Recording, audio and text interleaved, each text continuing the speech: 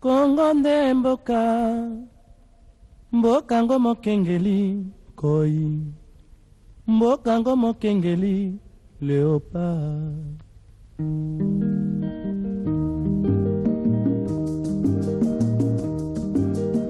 Tofungwani misolelo, tomoni bozoba nyonso tosali, oya kobongisa Kongo aveni, ebongi tosala, moto nyonso ata. Aujourd'hui, je vous assure,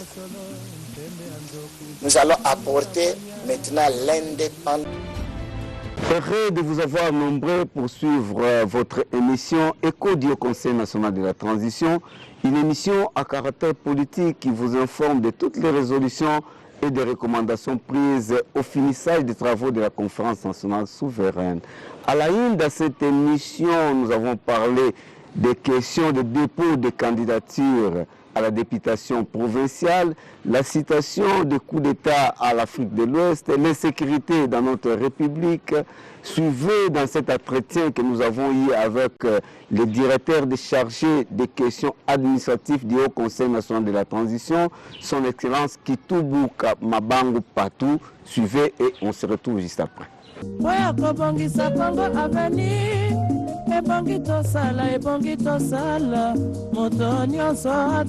Bonjour Excellence. Bonjour. Est-ce que vous pouvez vous présenter pour nos téléspectateurs? Je suis Kitubu Mabangu Patou, directeur en charge de l'administration du Haut Conseil national de la transition. Comment avez-vous senti et observé cette cérémonie du mois de juillet de 2023? Merci monsieur le journaliste. Grâce soit rendue à l'éternel Dieu qui nous a révélé par le biais de son Excellence, le président Kapendeli Kanyimbu, président du Haut Conseil national de la transition, le patriarche, le mois de juillet que le monde oublie, mais nous, ses enfants, dans l'Union des terroristes indépendants, nous gardons scrupuleusement.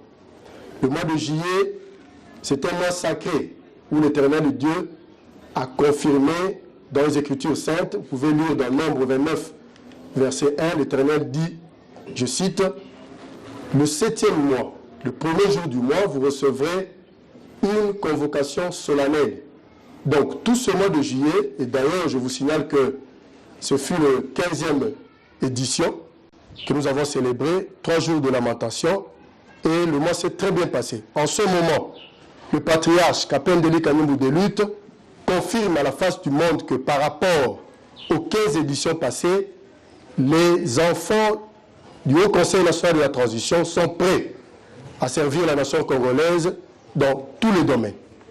Monsieur le directeur, les dépôts de candidature de la députation provinciale et des conseils municipaux va commencer ce mois. Les FLNT, l'OTAP et le Haut Conseil vont participer. Très bonne question, monsieur le journaliste. Vous savez, quand vous êtes conduit par un leader, un stratège, nous suivons toujours à la lettre l'ordre du leader. Ça fait plus de 2 ans que le patriarche Kapendeli Kanyimbu, président du Haut Conseil national de la transition, avait confirmé devant la face du monde que s'il y aura élection, nous irons aux élections jusqu'à la fin. Et je vous signale d'ailleurs que nous avons présenté dès le début les candidats députés nationaux. Là, nous nous préparons pour, dès la semaine prochaine, amorcer le dépôt des candidatures pour les autres échéances, c'est-à-dire la députation provinciale, les conseillers communaux et les autres. Monsieur le Président, est-ce que les directeurs plutôt, est-ce que vous êtes sûr que la CENI va organiser les vraies élections en décembre 2023? Monsieur le journaliste, ça c'est une très bonne question une fois de plus. Et là, je ne vais pas aller par le dos de la cuillère. Vous savez que depuis 2006, 2011, 2018, la CENI a évolué d'erreur en erreur. Ce qui fait qu'il y a eu beaucoup de contestations. Mais cette fois-ci, nous pensons que par rapport à toutes ces revendications, M. Kadima cherchera à sauver l'image de la nation par rapport à la responsabilité qu'il a de conduire les élections de 2023. Monsieur le directeur, Denis Kadima, vous venez de l'évoquer, et le président de la CENI, tient à la tenue des élections avec ou sans participation de certains partis politiques. Quel est votre avis? Vous savez, dans notre pays, je prends l'exemple de l'élection de l'année passée, de 2018, il y a toujours eu des revendications. Il y a eu ceux qui ont dit machine à voler, je ne cite pas leur nom, mais ils sont allés quand même aux élections malgré la proposition du président du Haut Conseil national de la transition d'aller d'abord par une courte transition pour amener enfin la population congolaise, toutes tendances confondues, à un dialogue, à une réconciliation pour aboutir à des élections consensuelles. Donc, nous pensons que, ouvertement, M. Kadima n'a pas le droit de nous faire revenir à ce que nous avons vécu l'année passée. Donc, pour vous répondre, nous ne sommes pas très confiants par rapport à ce que M. Kadima est en train de faire. Monsieur le directeur, notre pays, la RDC, disons, c'est un scandale géologique. Le pays possède de l'or presque partout dans tous ces territoires. Malheureusement, notre banque n'a pas de réserves considérables. Pourquoi? Quelle sera votre stratégie ou projet par rapport à ça? Merci, papa journaliste. Les stratégies du leader, nous ne pouvons pas les dévoiler ici. Mais je vous rassure que par rapport à toutes les potentialités qu'a notre pays, le président du Haut Conseil national de la transition, son Excellence Kapendeli Kanyimbu, que je salue d'ailleurs en toute déférence, a toutes les stratégies. Vous vous rappellerez qu'il a dit une fois que j'apporte avec moi, vers 2005, j'apporte avec moi la manette qui a la solution à tous les problèmes de la population congolaise. Donc, on ne va pas dévoiler ici le projet de société quant à votre question, mais je rassure à la population congolaise et à la face du monde que tous les plans ont été mis en marche dans l'Union des travaillistes indépendants pour faire revaloriser les potentialités de la RD Congo. Monsieur le directeur, étant jeune, la RDC vient d'organiser le 9e Jeu de la francophonie. Comment avez-vous jugé ce 9e Jeu de la francophonie? Merci. En tant que jeune, là où les choses sont bien faites, il faut accepter. On a tous suivi que les Jeux de la francophonie, les 9e Jeux de la francophonie, ont fermé leurs portes. Il n'y a pas eu d'incident majeur. Vraiment, nous félicitons les organisateurs. Mais seulement en tant que jeunes, par rapport à notre avenir, nous pensons que dès lors qu'ils ont fermé les portes, les autorités du pays, c'est-à-dire le pouvoir en place, va s'en remettre aux priorités qui sont les leurs. C'est-à-dire, la population attend de l'Est qu'il y ait du calme, ça vous le savez. Récemment, il y a eu encore des assassinats. Il y a des chômages partout, il y a des fonctionnaires qui sont impayés. Donc nous croyons, en tant que jeunes, que les autorités en place se remettront rapidement au travail pour essayer d'endiguer tout ce qui se passe. Monsieur le directeur, vous évoquez là la situation de l'Est. Comment évolue aujourd'hui le Haut Conseil par rapport à la situation de l'insécurité de l'Est et surtout étendue de la République? Merci papa. Il vous souviendra que le président du Haut Conseil national de la transition, en son temps, avait prévenu que même l'état de siège qui a été instauré dans la prorogation, nous allons de prorogation en prorogation, serait un échec. Il avait dit déjà. Donc nous pensons qu'en ce moment, hormis les élections qui sont en train d'organiser avec tout ce qui se passe, vous êtes au courant, vous êtes chevalier de la plume, nous devons tous nous mettre autour des idéaux du président du Haut Conseil national de la transition pour essayer de mettre ensemble toutes les parties en conflit. C'est-à-dire, que revendique l'M23, que revendiquent tous ces groupes armés dans l'Est pour qu'on en cherche une solution de sortie. Donc, cela veut dire qu'il faut un dialogue. Tout a été prévu lors du finissage des travaux de la conférence nationale souveraine, où il y a eu participation de 1850 conférenciers, ici à Jolicite, siège national et international du Front de libération nationale du Congo. Tout a été prévu, une période de dialogue, une période de réconciliation. D'ailleurs, je réitère encore ce vœu du leader quant à passer une courte période de transition pour qu'enfin on puisse mettre en place toutes ces éventualités pour sortir le pays d'une éventuelle crise qui pourrait surgir. Les Burkina Faso et les Mali sont alliés au Niger. Ils ont même déclaré que toute intervention militaire au Niger serait contre eux. Tandis que le Sénat nigérien ne souhaite pas une opération militaire. Ils ont même rejeté cette demande du président de la CEDEAO. Quelle est votre analyse? Solidarité africaine oblige. Si les pays amis trouvent qu'ils doivent soutenir leurs frères du Niger, c'est bon, parce que nous sommes africains. Mais seulement, nous, dans le Conseil national de transition, nous pensons que déjà, tout ce qui s'est passé avec le coup d'État n'est plus d'actualité. Ça, le patriarche Kapende Ndeli Kanimbu l'a plusieurs fois réitéré. Et nous pensons, en toute humilité, en tant que jeunes, que la meilleure façon, c'est de se mettre ensemble. Qu'il y ait dialogue entre les belligérants, entre les partis. D'ailleurs, vous êtes informés que d'ici jeudi, le jeudi qui vient, une réunion se tiendra dans ce sens-là. C'est pour chercher une sortie de crise. Nous pensons qu'ils doivent se mettre ensemble, prévoir une période transitoire pour essayer de sortir de cette crise. Monsieur le directeur, coup d'État en répétition en Afrique de l'Ouest, dont récemment celui que nous venons d'évoquer du Niger. Et par rapport à tous ces coups d'État,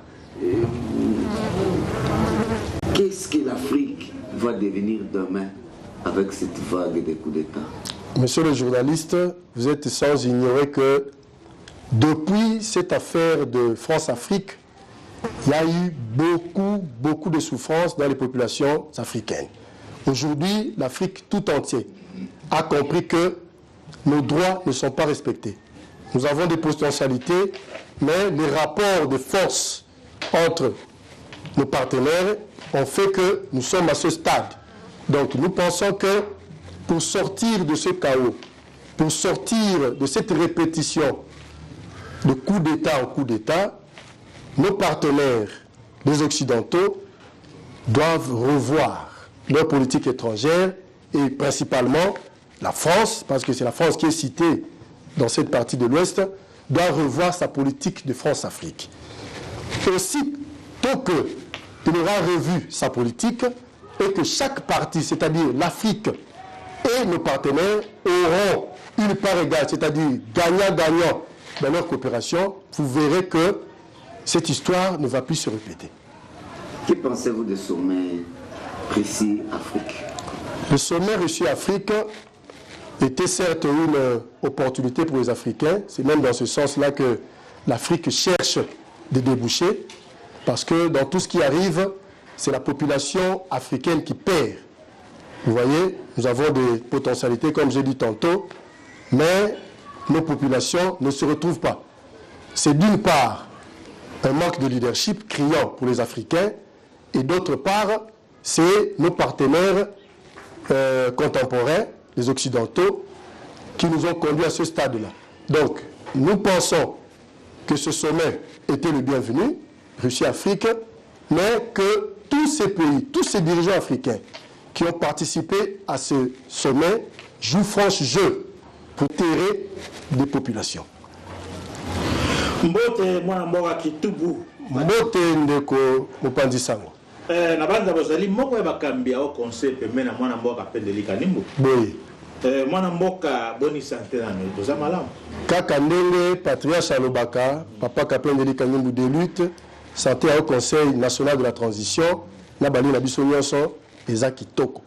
Za kitoko penza. Kitoko makasi. Mwana mboka toluti kolanda bolbaki bo yanolaki na monokalo poto sanza o esili ya juillet ezalaki milulu makasi awa toyoki ezali sanza ya kopesa badime nde balobi na français beteni na zomi patata nzambe mpe na mikolo elandaki ya mabondeli babengi lamentation bolingi kolakisa nini na bana Congo mpe na mokili mpo toyebi badime epesa bana baeglise nyonso nde sika tozotambola chaque fin du mois bazotika baenveloppe badime awa ezali eloko moko to baspécial oyo tokundoli yango awa oyebisa bana mboka nini likambo wana. Merci pour la motuna, papa journaliste. Omoni na profiter vraiment kobeta moi c'était la likambo wana. Front de libération nationale du Congo, parti cher au président Kapende Ndeli Kanimbu de lutte, et Eritaki, système politique union des neutralistes indépendants. Système politique Oyo, leader du système, président du Front de libération nationale du Congo, en même temps autorité morale au TAP. Ayaki na yango pour la kolakisa nini le lolo boni tata nzambe alingi mokili tambola na 4e génération. Yango moni atie pene na bango basali ya nzambe. Oh lobi to lobi ba pasteur mais nous la kata uni to bengi d'inspecteurs. D'ailleurs, de profiter pour l'occasion pour remercier l'inspecteur Nyonso. Il y a Front de Libération nationale du Congo, l'inspecteur Nyonso. Il y a au Conseil national de la transition pour le respect. Il y a organisation, il y a Milulu Nyonso wana, il y a mois de juillet, Banda et Banda, la première édition en 2008, qui n'est menée la 15e édition. Moi, en juillet, on a le poteau. Mais les bonobis, les animaux à jeunesse, les animaux à badim. Et comment les kuna, la nombre 29, à partir, il y a versé à Liboso. Tous ceux qui habitent dans l'église, dans Biyamba, tu vas là, mais tu vas là comprendre. Dis-moi, tu vas là, tu vas ça. Les autres, tu vas là, uni. Nasima papa patriarche que les années d'action de grâce dîme et pesamaka kaka na 7e mois. C'est-à-dire, nous avons 11 mois à bino, tata nzambe mokila manso a 5 kaka mois moko ya juillet. Na ndaki asoko tango na nombre venant fokomona alobi na mois na 7e mois pe le bandeli moko ya liboso. Kutu bibi ebakisi koloba ke bobeta ya na kelelo, c'est-à-dire bobeta ngo batolo so batosa. Moi, on a le bimba. Le premier, tu as la couverture. Le 15, tu as culte à l'honneur de l'éternel Dieu. Le 17 juillet, tu as l'écartement la jalousie. Le 31, tu as Kokanga. Donc, ça vient de mon papa. Nous, on a fait un boye. On peut savoir une révélation moko. En 1995, de fait, papa Langaï, qui tout le monde Gilbert, que je salue là, M. Kamazali, a outil l'église Jésus qui décide de vérité en 1995. A Zongi, a dit maman qui s'est allée à Suzanne, maman la biso biologique, a dit, Moli Molanzambe peli que na mikolokoya, bato soit le sambe ndenge moko. Donc, na comme ça dit que on a uni, tout ça la prière. Tout ça la prière marathon. Et tout ça la 5 heures, 6 heures, 12 heures, 18 heures, 22 heures. Donc, et pas l'engaï, et ça va là, kokokisama, il y a profession na yokaka. Donc, tu as vu sa population congolaise. Pe mokili mobimba était, ma nyonso tata nzambe a kangi pour la 4e génération. Programme nyonso, ils ont la politique, spirituelle, administratif et pesami na mona mboka Kapendeli Kanyimbu de lutte, président du Conseil national de la transition, na kati ya système politique union des neutralistes indépendants. Solo mwana mboka balandi yango penza na bokebi bonso. Mwana mboka tolanda mboka na biso ikambo tokotika yango te tant que bato bazo continuer kokufa insécurité na este. Tukoboma ko massacrer bato 15 personnes bakufi. Mais biso na capitale toza ko bina na stade de martyr na francophonie toza ne sengo tozo seka mekuna bande ko bazo kufa bato wana baza ba congolais te. Tout le monde il y a moi dans bois Kapendeli Kanyimbu Zali Ngaramayele, président au Conseil national de la transition. Il nous a permis de Kambongo. Est-ce que vous avez monté? Merci pour la moto à Bino. Ezali passe. Et que ça la passe, la président Kapendeli Kanyimbu de lutte, na ba collaborateur union sur la carte na au Conseil national de la transition. Pambate, notre Koloba Wate, depuis tout ça, la conférence nationale souveraine, et ils ont été autorisés dans la Konzamboka Bangomoko. Papa Kapendeli Kanyimbu de lutte, le patriarche, Kaka Moko Totikal Naye. Azo ko pesa ba proposition nyonso pour tout le monde dans makambo wana. Mais moni que ba Konzamboka banda ba bima ba ça kaka le lelo la bango. Et ça la passe. Pambate, ils avaient prévu. Ils avaient prévu que après conférence nationale souveraine, il faut to kutana, to fanda. To loba, ndeko songolo pakala, na ndeko kuna, besoin revendiquer nini. Bongo, to tala biso nyonso, nani oyo na programme, eko bisa biso la crise wana. Mais na oyo etali makamolobi ya kobina, na loba tia na lopoto ete, ata na tango ya de faire par le président Mobutu, to yambaka bitumba ya Alina Forena, buyibaki, mboke zai pela ba problème. Tu le bâtis le poteau en tant que jeune que ils appellent ma bête parce que et tomboli le kumu yamboka sur le plan culturel. Comme on a biso nyonso tomoni ete vraiment esalamaki malamu coup de chapeau na bakonzi yango tolobaki ete toza na kolika ete lokola francophonie eleki malamu na lolenge elekeli sikoyo toza na kondima ete bakonzi ya mboka bakose focaliser na makambo oyo vraiment ezotala la population ndakisa makambo ya este wana ndakisa paye ya bafonctionnaire vous êtes informé vous êtes chevalier de la plume boyebi ete examen d'état ezozwama kokoso pamba te bainspecteur oyo aza komi na mosala wana bazali kofutama nanu te donc mpona koyembola bino na mokuse toza na kolika ete francophonie lokola eleki malamu sikoyo bakonzi ya mboka moto na moto na oyo etali responsabilité na ye bakomitya mpo ete bamema population congolaise tobima na kaka nyonso wana oyo tozali na yango solo mwana mboka francophonie ezali masano tobenga yango ezali masano solo mais kotala sécurité ya mboka ezali priorité oyo balobaka priorité de priorité na este kuna tozali na mapinga boni mapinga ezali ebele ya biso moko ezali ya EAC ezali ya SADC ezali MONUSCO ezali to baebele basopana na este wana siko bango mpe kuna bazalaki na masano ya francophonie ntango bazoboma bato wana ntango toyoki mpe ba-M23 bakoti bazwi balokalité mosusu tokobenga yango nini mwana mboka patou vraiment papa kaka ndenge tokoti koloba politique ya mboka na biso ezali tellement décrié na président Kapendeli Kanimbu de lutte yango moni en tant que patriarche azomema baneve malembe c'est-à-dire étape par étape asali conférence apesi na kima nyonso peut-être baselaki yango azwi barésolution apesi bango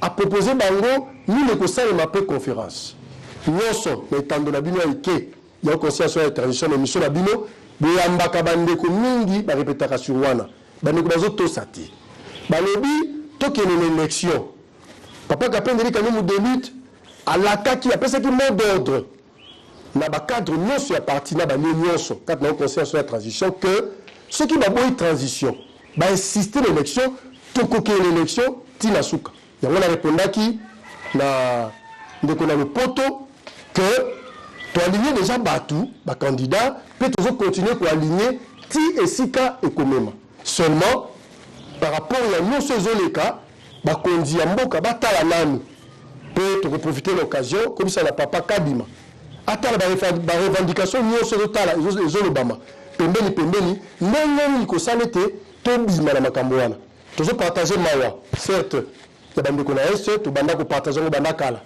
na nsima ya président ya au conseil national de la transition le patriarche Kapendeli Kanimbu de lutte et bana mboka bazala calme bayeba ete soki bapesi biso confiance ntango tokokota mpe na kokamba mboka papa Kapendeli Kanimbu de lutte tellement azali une expérience politico-sécuritaire bango bayebi akosilisa makambo nyonso wana na kimia mwana mboka tozwaki calendrier kouta na au conseil national de la transition mwana mboka Kapendeli Kanimbu azali kokamba bino ozali moko mpe bakambi ya au conseil que na date ya le 5 ti le 8 août sanzo tozali ezalaki calendrier wana na ndenge bosala botipesaki biso yango kopublie na babina lopoto donc koparamisa sango ya barésolution ya malamu ya au conseil na etando ya RTNC mpona bana mboka nyonso bayeba yango lelo tozali le 8 date yango ya suka oyo ezalaki prévu RTNC apanza sango wana na baemboka bayeba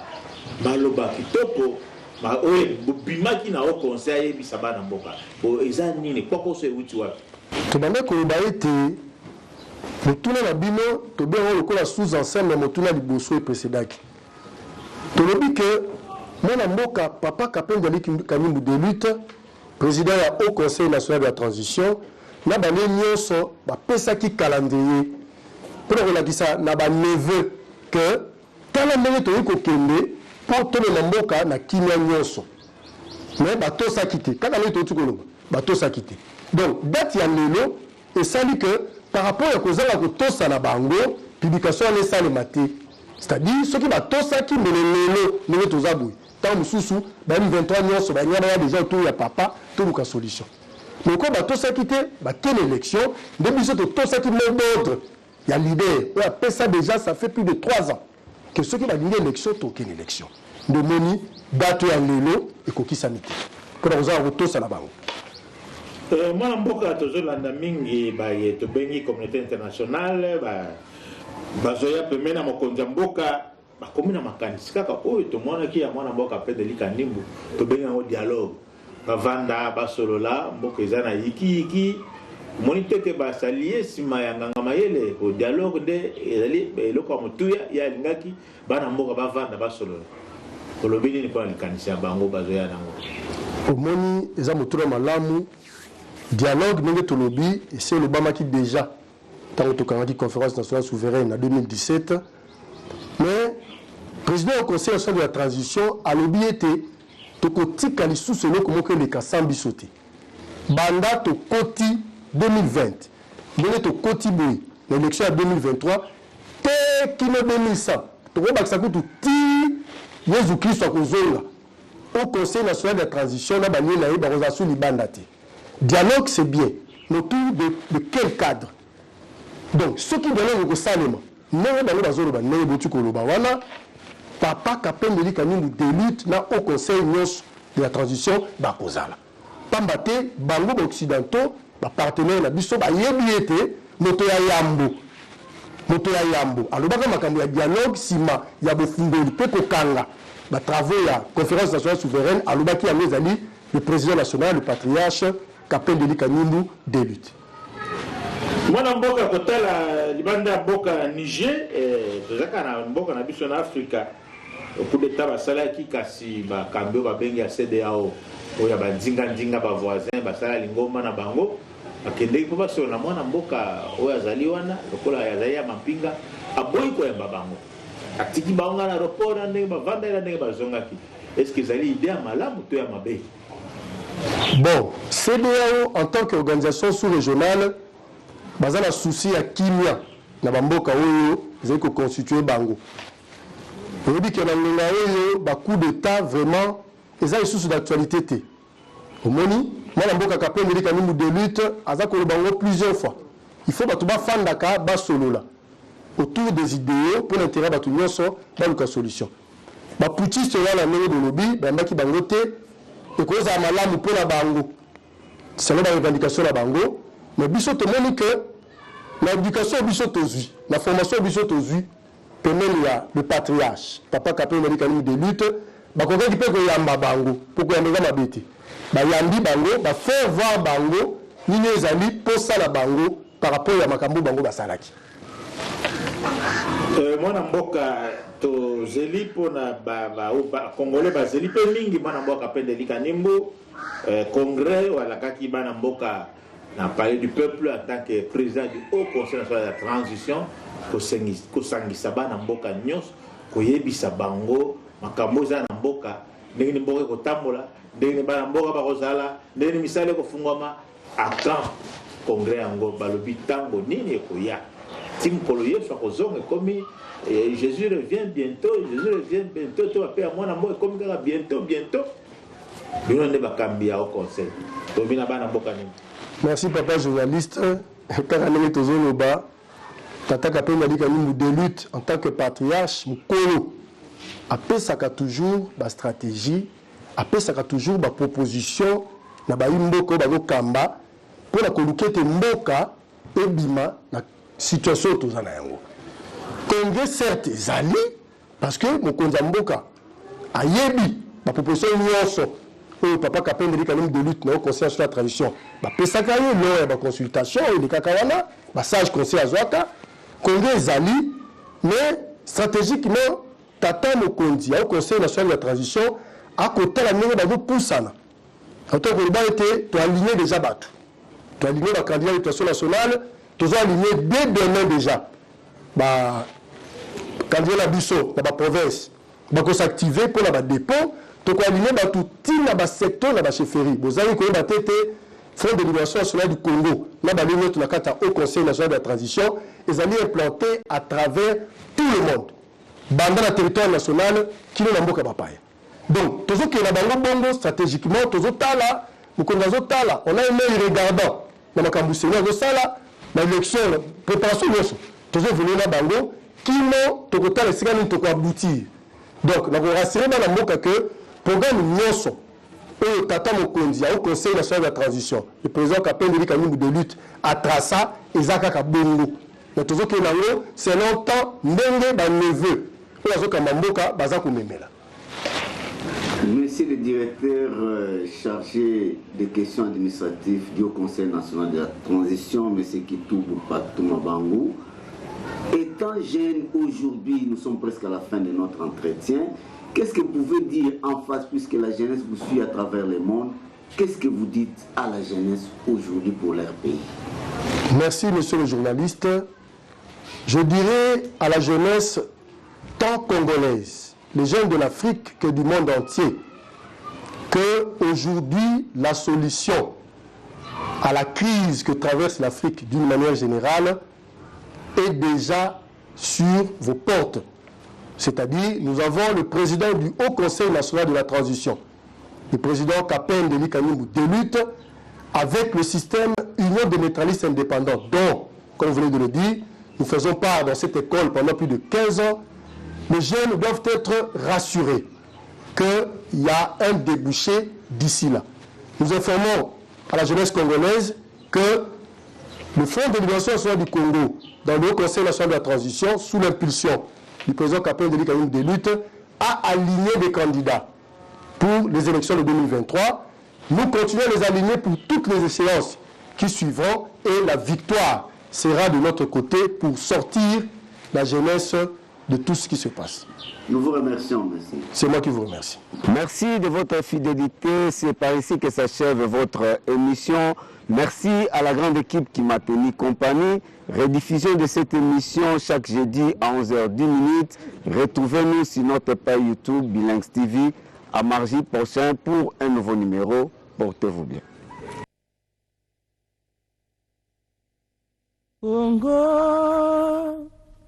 Kongo nde mboka mboka ngo mokengeli koi mboka ngo mokengeli léopard.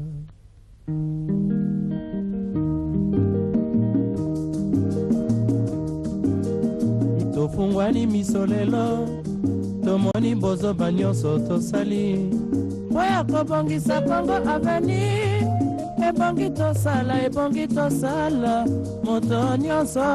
Aujourd'hui, je vous assure, nous allons apporter maintenant l'indépendance. La meilleure des playlists